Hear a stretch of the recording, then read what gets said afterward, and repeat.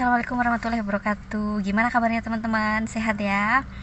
Jangan lupa tetap jaga kesehatan karena pandemi ini belum berakhir ya. Oke teman-teman, terutama ini untuk para pejuang LPDP di luar sana, dimanapun kalian berada, gimana? Masih semangat berjuang? Sama kayak saya nih, masih semangat berjuang. Jadi teman-teman, di sini nanti saya akan berbagi pengalaman yang harus digarisbawahi. Di sini saya belum lolos ya teman-teman. Saya masih mengikuti 2 tahap. Yang pertama seleksi administrasi, yang kedua adalah tes substansi akademik. Nah, di tes substansi akademik ini saya masih belum tahu nih lolos apa enggak. Mohon doanya ya teman-teman, yang terbaik lah pokoknya. Jadi di sini nanti saya akan berbagi terkait dengan tes substansi akademik yang sudah saya lalui kemarin. Mungkin ini nanti bisa bermanfaat untuk kalian bagi pejuang LPDP yang mau tes di tahap berikutnya gitu ya. Oke, baik, langsung aja. Jadi tes substansi akademik itu terbagi menjadi 2 ya teman-teman. Secara garis besar ada 2. Yang pertama tes bakat skolastik, yang kedua ada tes kebangsaan.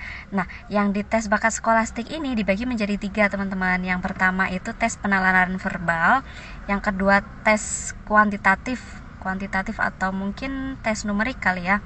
Terus kemudian yang ketiga adalah pemecahan masalah.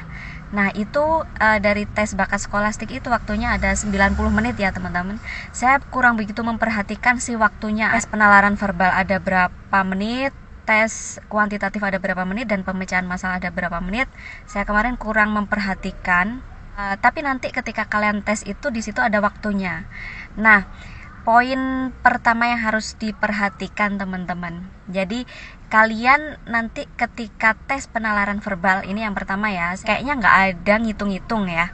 Jadi murni kayak bernalar, menguji nalar kalian.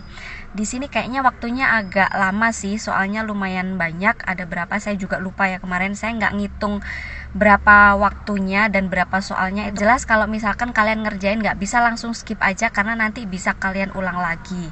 Atau kalian ragu-ragu, di situ ada opsi pilihan ragu-ragu. Jadi nanti ketika soalnya udah selesai, kalian bisa kembali lagi di soal yang kalian ragu-ragu tadi. Jadi nanti ada warna kuning kalau nggak salah itu. Dan yang harus diperhatikan adalah waktunya teman-teman. Di situ nanti ada waktunya sisa berapa. Kalau waktunya sisa dikit, usahakan segera diselesaikan dan jangan sampai waktunya habis. Kalau waktunya habis berdasarkan pengalaman kemarin itu banyak yang error gitu. Kemudian di tes numerik otomatis angka-angka ya teman-teman. Di sini ada satu model soal yang saya nggak pernah tahu sebelumnya. Jadi saya taunya model soal ini tuh kayak gimana ngerjainnya itu dari jawabannya gitu. Jadi nanti kalian pelajarin aja, belajar ngitung cepet gitu ya teman-teman. Saya juga lupa ini waktunya berapa menit dan soalnya ada berapa. Yang jelas di sini otomatis kalau yang namanya kuantitatif pasti tentang angka.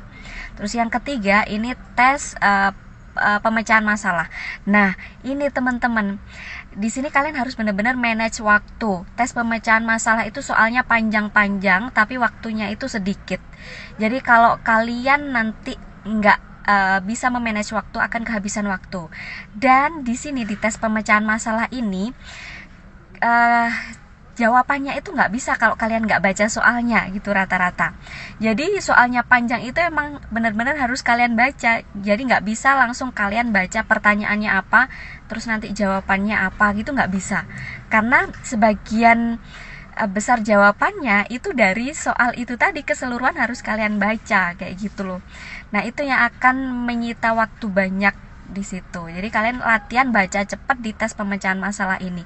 Kalau nggak salah waktunya sekitar berapa ya, 30-an menit apa lebih ya, pokoknya sekitar segitu. Dan soalnya panjang-panjang. Di sini kalian harus benar-benar waspada teman-teman, harus belajar baca cepat karena jawabannya itu tadi. Kalau kalian nggak baca, kalian nggak bisa. Kalau di tes-tes CPNS kemarin ya, kita bisa langsung to the point, baca pertanyaannya, baru nanti kita langsung screening gitu ya.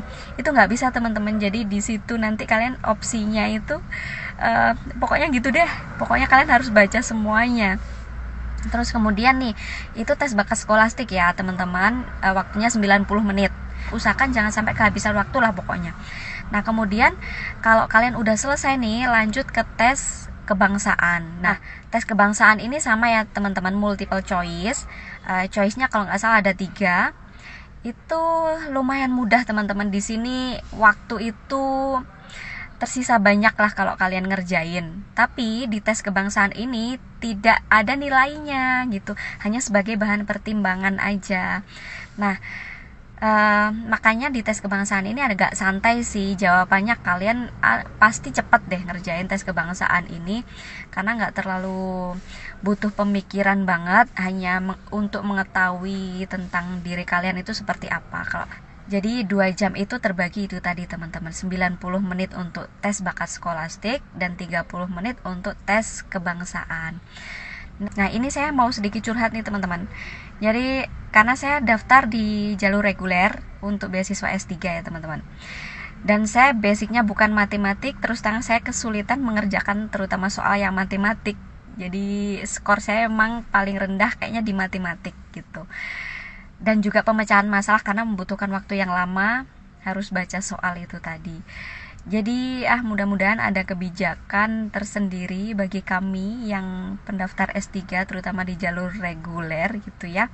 Karena emang bagi kami terutama yang bukan concern di bidang matematik agak kesulitan gitu. Mudah-mudahan ada kebijakan lain atau pertimbangan lain untuk penentuan kelulusan ke tahap berikutnya, tahap wawancara. Mohon doanya ya teman-teman, dan aku doain mudah-mudahan kalian yang ikut tes tahap berikutnya diberi kemudahan, kelancaran, dan hasilnya sesuai dengan harapan gitu. Amin. Dan mohon doa untuk saya juga ya teman-teman, mudah-mudahan lancar semuanya. Dan mudah-mudahan yang terbaik adalah lolos. Itu harapan kita semua. Oke. Baik, terima kasih. Itu aja sharingnya untuk kali ini tes substansi akademik. Nanti kalau misal saya lolos di tahap berikutnya akan berbagi pengalaman lagi buat kalian. Gitu. Oke, terima kasih. Assalamualaikum warahmatullahi wabarakatuh. Semoga bermanfaat.